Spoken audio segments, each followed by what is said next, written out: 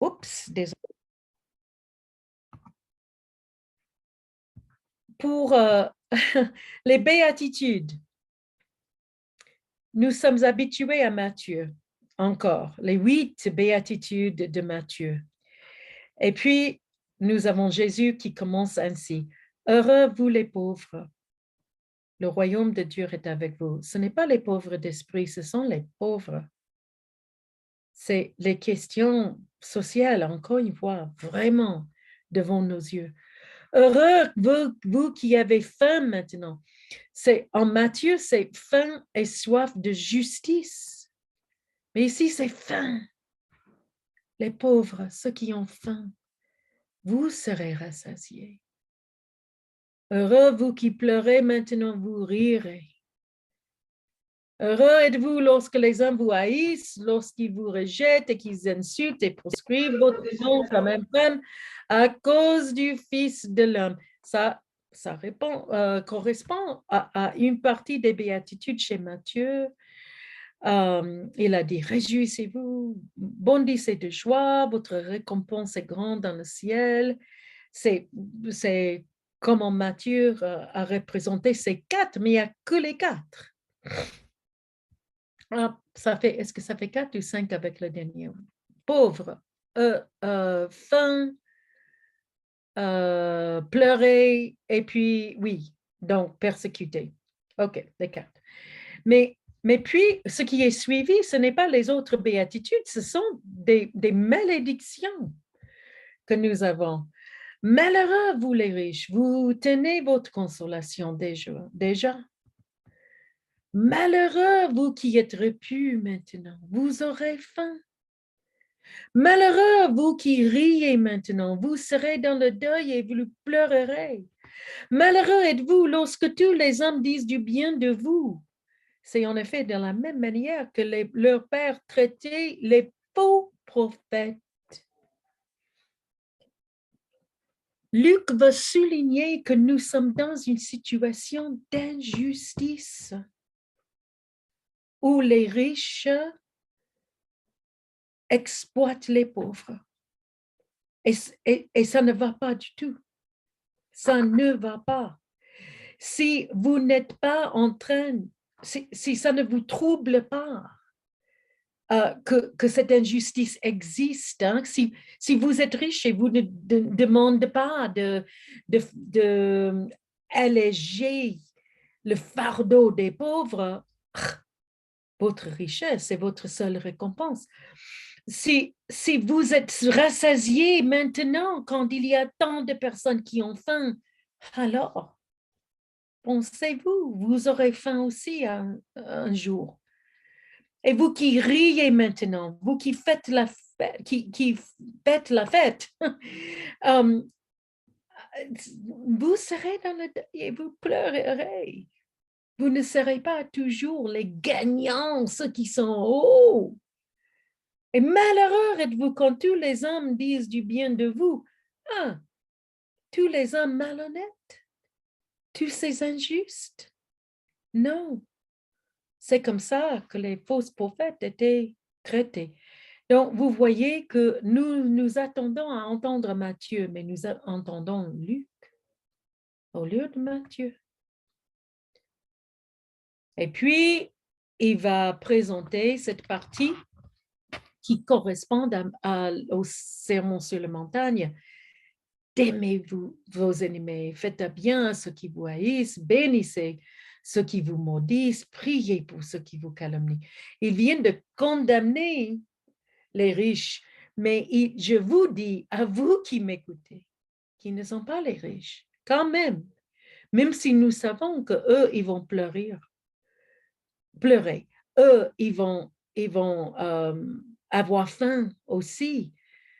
Nous, quand même, nous essayons de faire le bien. Nous n'essayons pas de les maudire nous-mêmes. Et puis, nous avons même à ceux qui s'opposent, hein, à ceux qui te frappent sur une joue, présente encore l'autre. C'est comme ça que vous allez répondre à l'injustice. Matthieu on va traiter cette question dans Matthieu. parce que lui, il s'est plus développé. Euh, ce n'est pas simplement de permettre à ce qu'on soit exploité, c'est de présenter l'autre pour lui rappeler que vous êtes un homme. À qui te prend ton manteau? Ne refuse pas non plus ta tunique. Donc, mettez-vous nus devant lui pour qu'il ait honte d'avoir demandé le manteau d'un pauvre. À quiconque te demande, donne. Et à qui te prend ton bien, ne le réclame pas. Donne, c'est votre responsabilité de donner. Donc, on a traité les personnes comme vous, si vous auriez été traité, n'aimez pas uniquement ceux qui vous aiment. C'est tout ce matériel, c'est Q, commun à Matthieu et à Luc. Soyez généreux comme votre Père est généreux. Matthieu dira quelque chose d'autre. On verra quand on arrive chez Matthieu. OK, maintenant, soyez pas des juges d'autres. Un aveugle peut-il guider un autre? Bon, j'ai sauté un peu au début. Ne condamnez pas et vous ne serez pas condamnés. Bon, l'appel à la miséricorde radicale et à la générosité d'esprit radicale. Donc, il termine avec cette phrase que nous avons encore une fois, c'est Q. Qu'as-tu à regarder la paille qui est dans l'œil de ton frère et la poutre qui est dans ton œil à toi, tu ne la remarques pas? Comment peux-tu dire à ton frère, frère, attends que j'ôte la paille qui est dans ton œil? Donc, ôte d'abord la poutre de ton œil et alors tu verras clair. Ne passez pas autant de temps de juger les autres qui font du mal, mais faire attention à vos propres actions, à votre propre comportement. Puis nous avons cette partie de l'arbre connu par ses fruits, vous connaissez, un parabole. L'homme qui a bâti sa maison sur le roc, l'autre sur le sol, sur le sable, sans fondation. Ce sont des matériels de Q que nous aurons dans le Matthieu également. Ainsi termine la prédication sur la plaine. Matthieu aura 3 chapitres de Sermon sur la montagne, mais Luc, une partie d'un chapitre. Et ce qui est souligné, c'est de faire attention, de ne pas juger, à aimer les ennemis,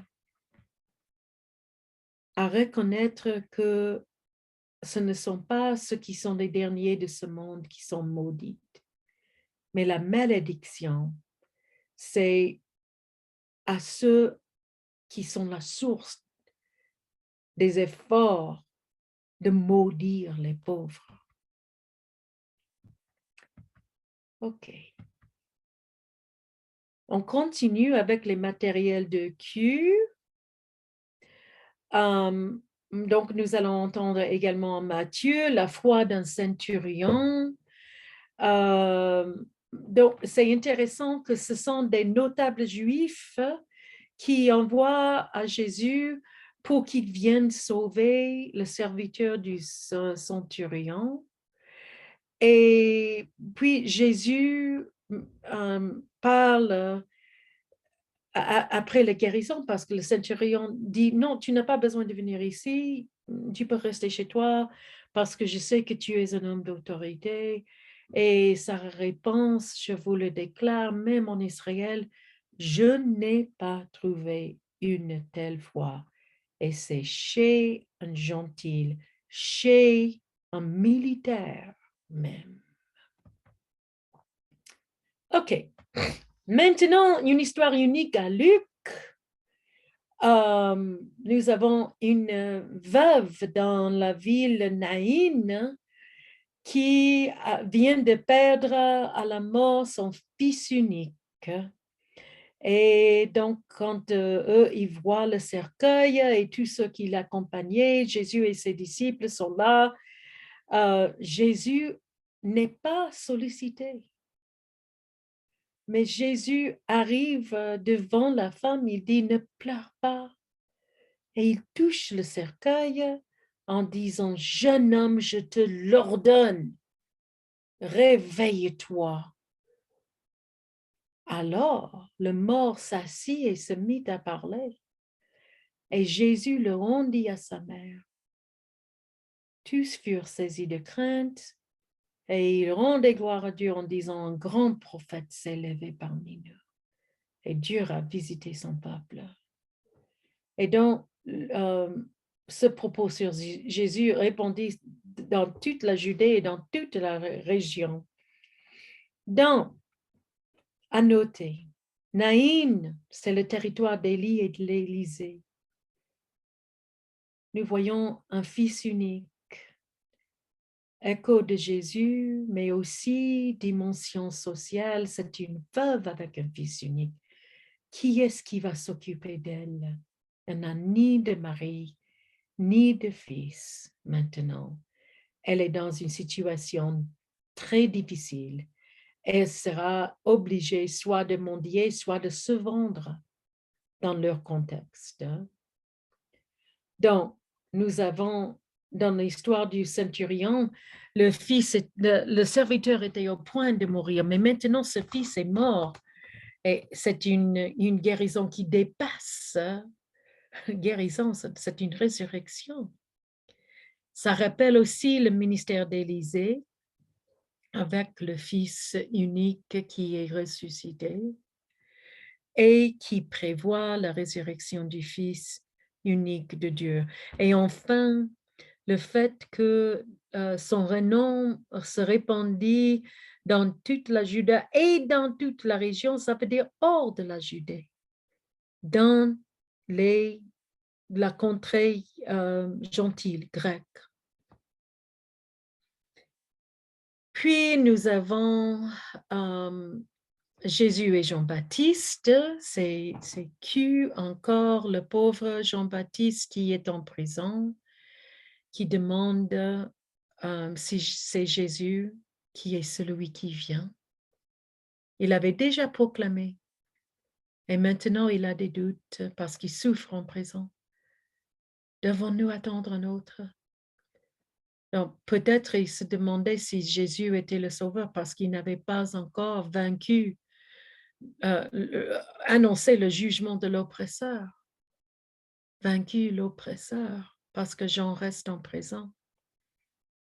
Mais Jésus le rappelle,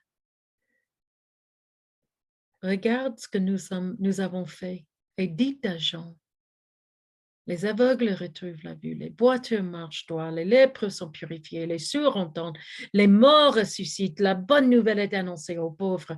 On se rappelle chapitre 4 quand il a dit que c'est comme ça, que le règne est annoncé, que le règne vienne. Il a dit rappelle à Jean, rappelle à Jean. Et puis, il parle de Jean-Baptiste. C'est encore une fois que, donc nous allons le voir aussi dans Matthieu. Il dit que Jean-Baptiste, qu'est-ce que vous avez pensé voir? Un prophète, mais oui, plus qu'un prophète, c'est le dernier prophète avant l'arrivée du Sauveur, le messager qui a été prophétisé par Malachie. Voici, j'envoie mon messager avant de toi. C'est ici où Jésus cite Malachie, qui n'était pas dans la prédication de Jean-Baptiste dans le commencement de Luc 3. Mais il a dit, parmi ceux qui sont nés d'une femme, aucun n'est plus grand que Jean. Cependant, les plus petits dans le royaume de Dieu, ça veut dire ceux qui sont nés de l'esprit, est plus grand de celui qui n'a pas encore eu cette nouvelle naissance de l'esprit.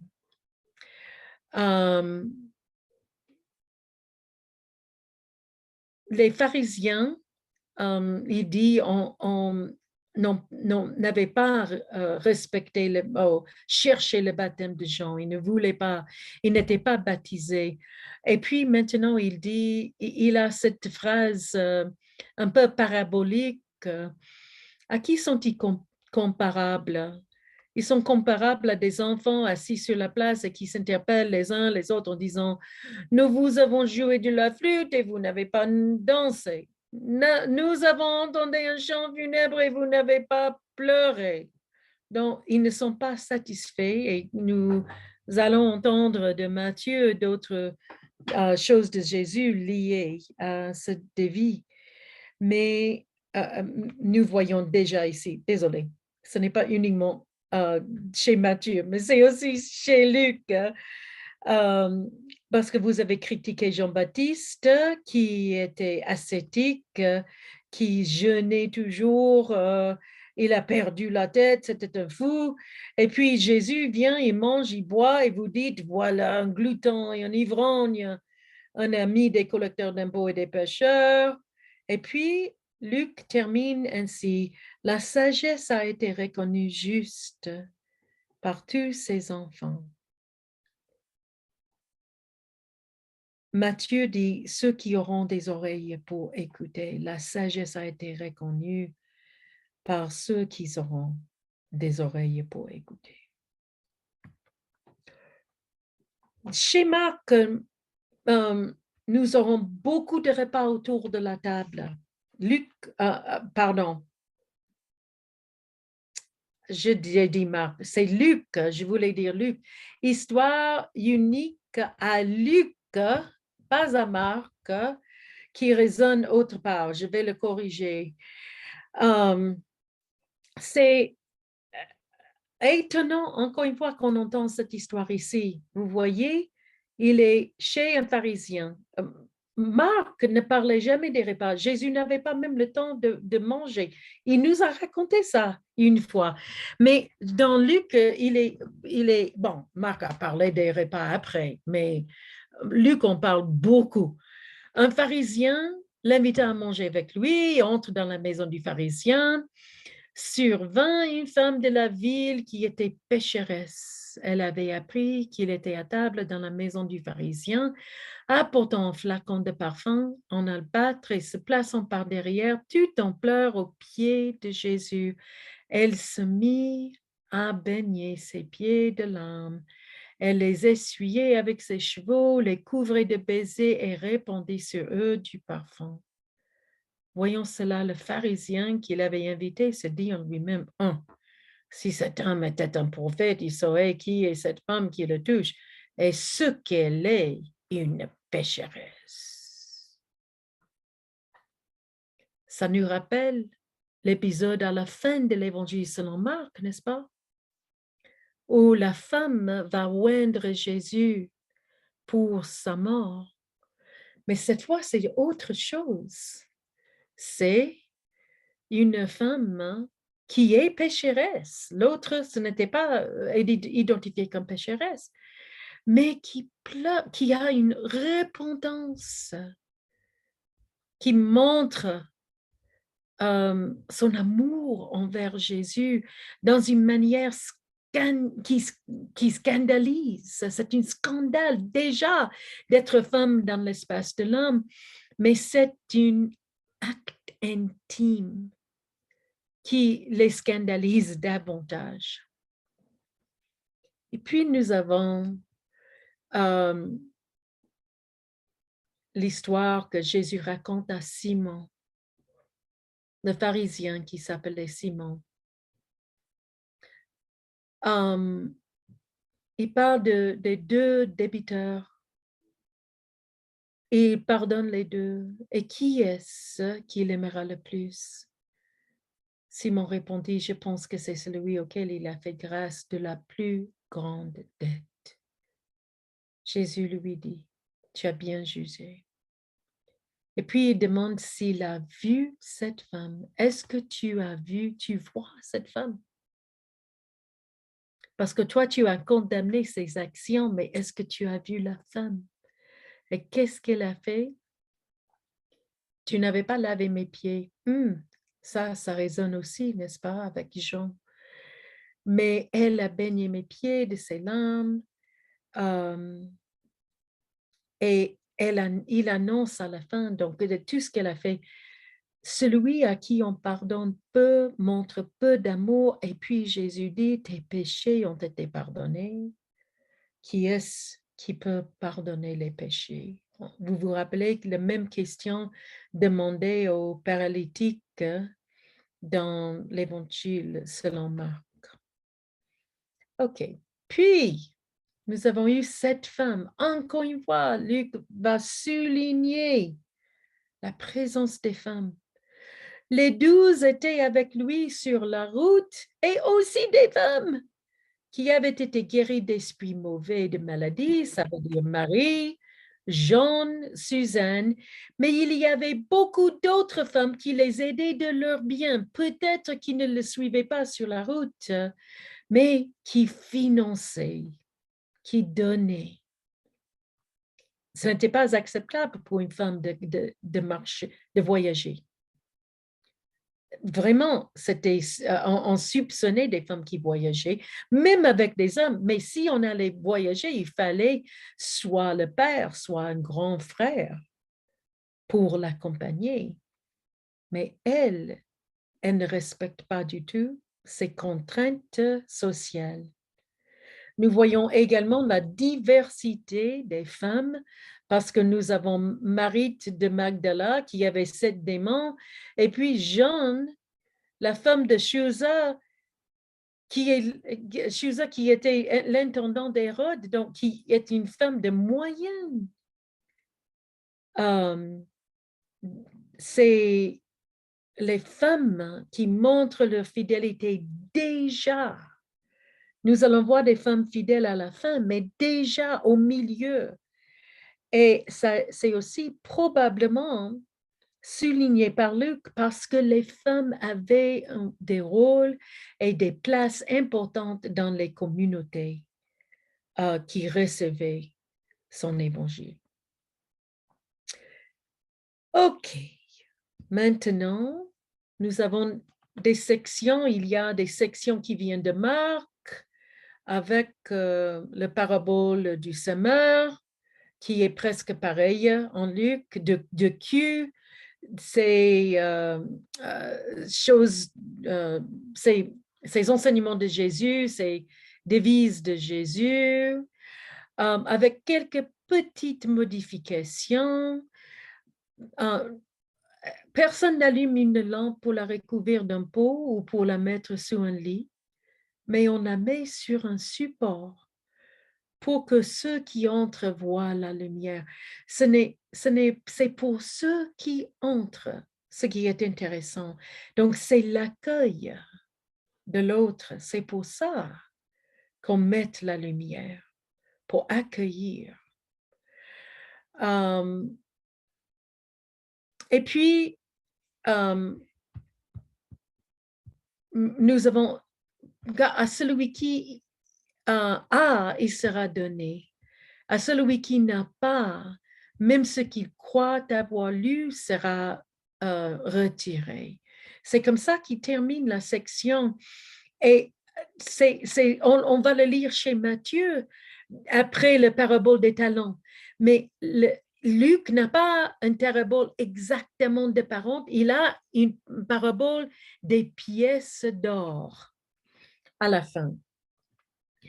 Alors, puis nous allons suivre Marc, l'orage calmé, guérison du démoniaque Gérasine, sandwich de la fille de Jairus et la femme qui hémorrageait, on saute Nazareth parce qu'on a déjà raconté. Et puis, le sandwich envoie des 12, Hérode, retour des 12. Mais Luc modifie le sandwich au milieu. Nous n'avons pas toute cette histoire perturbante, troublante de Salomé, la danse avec Hérode et la tête de Jean-Baptiste. Au lieu de raconter tous ces détails, nous avons Hérode le tétrarque a pris tout ce qui se passait Et il était perplexe. Hein? Il entend beaucoup sur Jésus. Certains disent que Jean est ressuscité des morts. D'autres que lui était apparu. D'autres qu'un prophète autrefois est ressuscité. Mais Hérode dit, ça ne peut pas être Jean parce que je l'ai fait moi-même décapiter. Mais quel est celui-ci? Il cherchait à le voir. Hérode Antipas. Anticipation de qui suis-je de Jésus? Qui est cet homme? Dit Hérode. Et puis, très bientôt, Jésus va demander cette question, qui suis-je? C'est suivi par les 5000 nourris par miracle d'abondance. Et c'est toujours la continuation du ministère des disciples. Ils viennent, les 12 reviennent, il y a la multiplication des pains, comme on dit, mais ça arrive, il est identifié. La région est identifiée. C'est la région de Bethsaïda. Et ce qui est intéressant, c'est ce que c'est hors de la territoire d'Hérode Antipas, Bethsaïda. Donc, il y a une distance entre lui et Hérode. Et puis, nous avons la confession sur Césarée Philippi. Donc, c'est presque pareil à un certain point. Pierre, prenant la parole, répondit, le Christ de Dieu. Et lui, avec sévérité, leur ordonna de ne le dire à personne en expliquant il faut que le Fils de l'homme souffre beaucoup, qu'il soit rejeté par les anciens, les grands prêtres et les scribes, qu'il soit mis à la mort et le troisième jour, il ressuscite. Puis il dit à tous, si quelqu'un veut venir à ma suite, qu'il se renie lui-même et prenne sa croix chaque jour et qu'il me suive. Est-ce que vous remarquez ce qui n'est pas là? C'est la réponse de Pierre. Non, Seigneur, dis pas ça. Non, non, non, c'est pas possible, tu es le Messie. Et Christ qui répond, sois derrière moi, Satan. Luc ne le raconte pas parce que Luc n'est pas Marc. Marc qui était tellement proche à Pierre et qui savait que Pierre voulait que cette histoire se raconte. Luc ne veut pas le raconter. Il ne veut pas souligner que Jésus a appelé Pierre Satan en ce moment-là. Il préfère sauter cette partie et continuer comme Marc après. Et puis, nous avons l'histoire de la transfiguration. Je note juste les différences ici. Encore une fois, presque pareil. Mais Luc est explicite avec Moïse et Élie. Il parlait de son départ et le mot en grec, c'est exodon. Exodon. Il parlait de son nouvel exode, sa sortie vers la libération qui allait s'accomplir à Jérusalem. Oui, c'est sa mort, mais c'est aussi l'exode nouveau qui est là. Pierre et ses compagnons étaient écrasés de sommeil et ça nous rappelle croire. Ce n'était pas dans Marc, mais c'est ici. Mais s'étant réveillés, ils virent la gloire de Jésus. Et puis, il y a le nuée. La crainte les saisit au moment où ils y pénétraient. C'est un détail que Marc n'avait pas donné. Et le reste, c'est pareil. Mais la peur d'être dans la nuée. OK, nous revenons à la narrative de Marc. Jésus, Luc 9, il prit la résolution de se rendre à Jérusalem. Ça nous rappelle, quand il a dit il prit la résolution, c'est une traduction, il a fixé son regard, il a rendu son visage dur, en Luc 9. Mais si ça rappelle Ésaïe 40. Encore une fois, c'est l'écran derrière la mise en scène. Le Seigneur l'Éternel m'a ouvert l'oreille et moi, je ne me suis pas rebellée. Je n'ai pas reculé. J'ai présenté mon dos à ceux qui me frappaient et mes joues à ceux qui m'arrachaient les barbes. On se rappelle de si on vous frappe sur une joue, tourne-lui l'autre. Je n'ai pas caché mon visage aux insultes et aux crachats. Cependant, le Seigneur l'Éternel est venu à mon aide. Voilà pourquoi je ne me suis pas laissé atteindre par les insultes. Voilà pourquoi j'ai rendu mon visage dur comme une pierre. Et je sais que je ne serai pas couvert de honte. Donc, derrière, déjà, nous avons cette référence, cette phrase qui rappelle la souffrance, qui est là. Il accepte, il obéit, il a entendu l'appel du Seigneur et il obéit, Jésus. OK. Nous avons maintenant quelque chose qui n'est pas dans les autres. On a cette question, ou dans Marc, pour les Samaritains qui n'ont pas reçu Jésus. Les disciples Jacques et Jean disent, Seigneur, veux-tu que nous commandions que le feu descende du ciel et les consume? Jésus se tourne vers eux. Vous ne savez de quel esprit vous êtes animés. Ah, ce n'est pas le Saint-Esprit. Car le Fils de l'homme est venu non pour perdre les âmes des hommes, mais pour les sauver. Donc, et les Samaritains vont montrer comment ils sont sauvés bientôt. Ils rappellent les instructions à ses disciples en ce moment. De ne pas, quand on est rejeté, de ne pas maudire, mais laissez partir le sable de vos pieds. Maintenant, nous avons un texte de cul, des personnes qui aimeraient suivre Jésus. Le Fils de l'homme n'a pas eu reposé sa tête, dit-il, pour ceux qui comptent le suivre de près, mais Jésus les avertit. Celui qui va ensevelir son père, Jésus dit, laisse les morts ensevelir les morts. Un autre, j'aimerais d'abord prendre congé. Quiconque met la main à la charrue et regarde en arrière n'est pas propre au royaume de Dieu. Tout ça, ça se rappelle Élisée avec Élie. Parce que quand Élie a appelé à Élisée, il a demandé de partir être avec les siens et Élie l'a permis. Mais Jésus dit non, ce n'est pas le moment.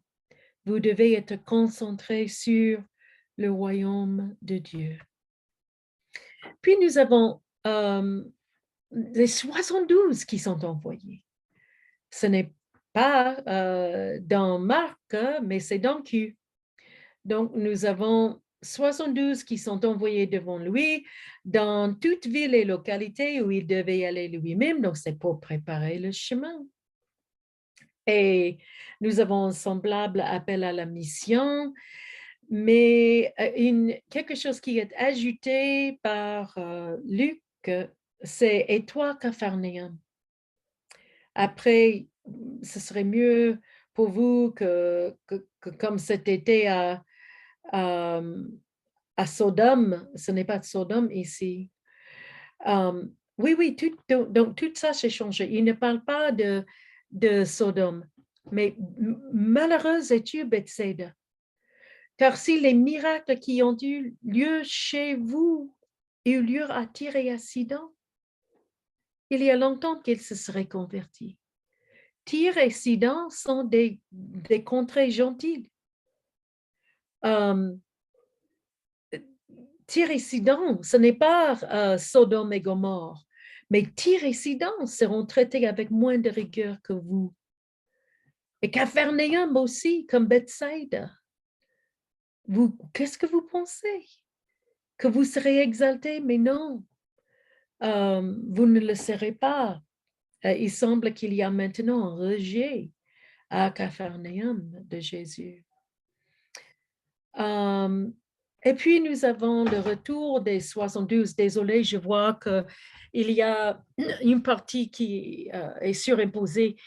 Je voyais Satan tomber du ciel comme l'éclair. C'est ce que Jésus dit après le retour. Ça ne veut pas du tout indiquer que Jésus était témoin à la révolte de Satan quand lui, comme ange mauvais ange, a fait sa rébellion contre Dieu. Non, ce qu'il veut dire, c'est ce que il voit que Satan est détronisé. Les démons nous sont soumis en ton nom, dit ses disciples. Ça veut dire que Satan perd son contrôle. C'est ça ce que Jésus veut dire. Et puis, on a une partie qui est assez étonnante de Luc seul. Après ça, nous avons une prière de Jésus. Je te loue, Père, Seigneur du ciel et de la terre, d'avoir caché cela aux sages et aux intelligents, de l'avoir révélé aux tout petits. Oui, Père, c'est ainsi que tu en as disposé dans ta bienveillance. Tout m'a été remis par mon Père, et nul ne connaît qui est le Fils si ce n'est le Père, ni qui est le Père si ce n'est le Fils, et celui à qui le Fils veut bien le révéler. Est-ce que ça ne nous rappelle pas l'Évangile selon Jean? Nous avons l'Esprit Saint, nous avons le Père, nous avons le Fils aussi également. Donc, les dimensions trinitaires de ce texte sont là. Et ça correspond vraiment à ce qu'on aura dans l'Évangile selon Jean, mais ce n'est pas dans Jean. C'est ici, chez Luc. OK, maintenant, oups, je crois que je les répète, j'ai déjà traité celui-là. Maintenant, nous avons un légiste qui lui demande, « Maître, que dois-je faire pour recevoir en partage la vie éternelle? » Ça nous rappelle Marc, mais cette fois, Jésus lui demande de faire la réponse. Qu'est-ce qui est écrit dans la loi? Il répond. Il fait les 2 commandements. Jésus lui dit, « Tu as bien répondu. Fais cela et tu auras la vie. » Mais puis, nous avons un ajout qui est à Luc seul. Et qui est mon prochain? C'est le bon Samaritain. Vous connaissez l'histoire. Ce qu'il faut reconnaître, c'est ce que les Samaritains étaient détestés, traités de collaborateurs avec les Romains, les oppresseurs romains. Et voilà, c'est lui qui est le héros. C'est un étranger, encore une fois, quelqu'un qui est hors de la Judée, de la descendance d'Israël, dans leur conception des choses. Mais quand il demande, nous regardons combien c'est difficile pour ce légiste. Lequel de toi, à ton avis, s'est montré le prochain de l'homme qui était tombé sur les bandits? Il ne peut pas même prononcer le mot samaritain. Il dit, c'est celui qui a fait preuve de bonté envers lui. Lui, il demande, qui est mon voisin? Jésus lui demande, qui est-ce qui s'est montré le prochain de l'autre? C'est ça ce qui est plus important. Ne l'imitez pas. Celui-ci est mon voisin, celui-ci ne l'est pas. Mais être le prochain de tous. Et puis enfin, nous avons l'histoire de Marie et Marthe qui est aussi étonnant parce que c'est unique à Luc. Euh, nous le lisons mal très souvent parce que Marie a été assise aux pieds du Seigneur et elle écoutait sa parole. Sa sœur demande à ce qu'elle se lève et qu'elle prenne le rôle d'une femme, le rôle traditionnel d'une femme de service. Mais Marie a pris la place d'un disciple. En fait, c'est une place d'homme qu'elle a pris. Et donc, Marthe s'en plaigne. Mais le Seigneur répond, Marie a choisi la meilleure part. Elle ne lui sera pas enlevée. Comme ça, il donne permission à ce qu'elle a le rôle d'un disciple, ce qui est scandaleux. Bon, maintenant, nous avons la prière du Seigneur chez Luc, encore une fois, un peu comme les béatitudes, ce que nous avons est très raccourci. Père, pas notre Père qui est aux cieux, mais Père, simplement. Que la sainteté de ton nom soit respectée, que ton règne vienne. Donne-nous chaque jour notre pain quotidien. Pardonne-nous nos péchés, car nous aussi nous pardonnons à toute personne qui nous offense. Et ne nous expose pas à la tentation. Point. L'essentiel, très court.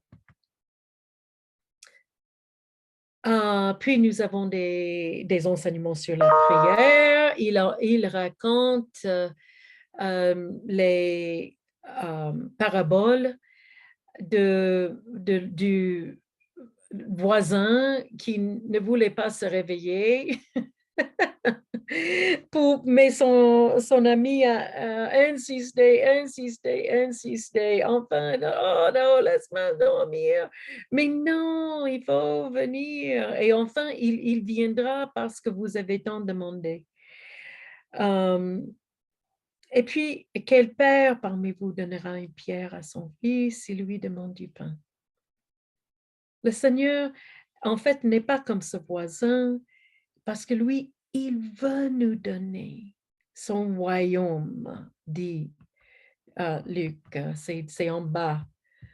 Si vous pouvez voir, chez moi, c'est couvert par la banderole en bas. Le Père céleste donnera d'autant plus volontiers quoi? Ce n'est pas le royaume ici. Le Père céleste donnera le Saint-Esprit. Le Saint-Esprit qui le lui demande. L'Évangile est livre d'actes où le Saint-Esprit est au centre.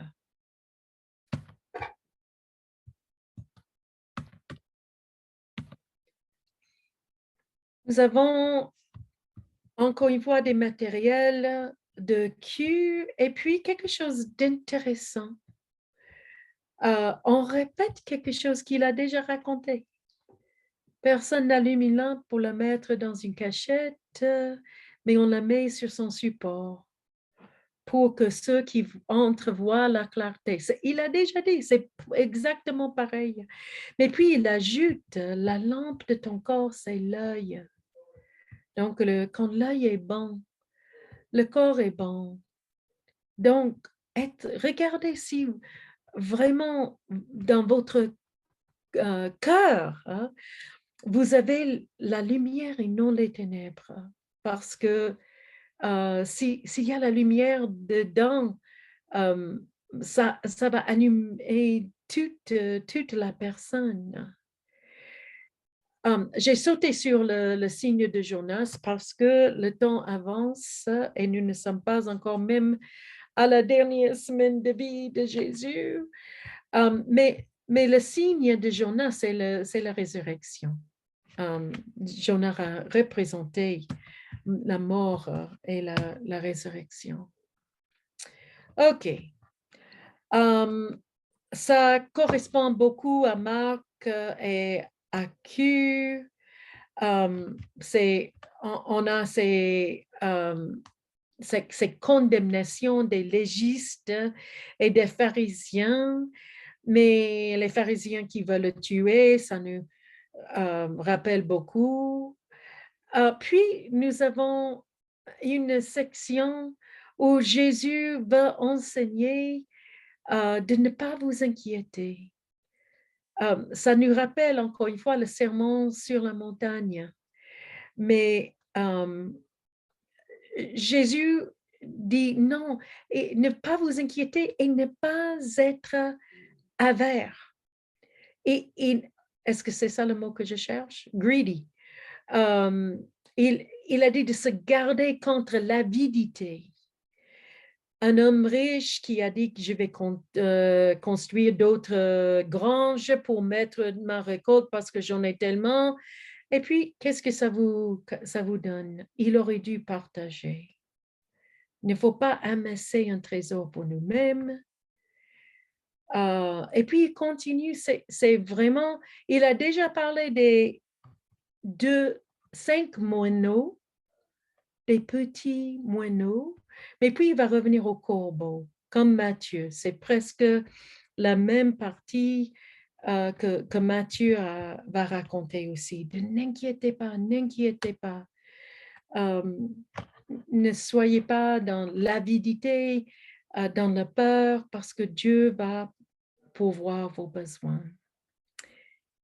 Maintenant, nous avons des avertissements, des conflits, des signes. Ça devient de plus en plus dur. On voit que le temps change et il y a une anticipation de mauvais moments. Donc, il dit dans ce texte-là d'écouter les signes. Il y aura des personnes tournées l'un contre l'autre. Ça va être tellement difficile que les gens ne vont pas tenir dans leur unité. Mais regardez ce qui se passe et essayez de bien interpréter ce qui est autour de vous. J'ai sauté sur la partie là où, qui est unique à Luc, hein. Là où il dit, il parle déjà de son mort. C'est un feu que je suis venu apporter sur la terre. Ça veut dire que ce n'est pas la paix, comme on va entendre. C'est conflictuel, je suis conflictuel. J'aimerais bien déjà que ce soit allumé parce qu'il aura un baptême à recevoir. Et ça pèse sur lui. Nous voyons qu'on s'approche au moment de la crise.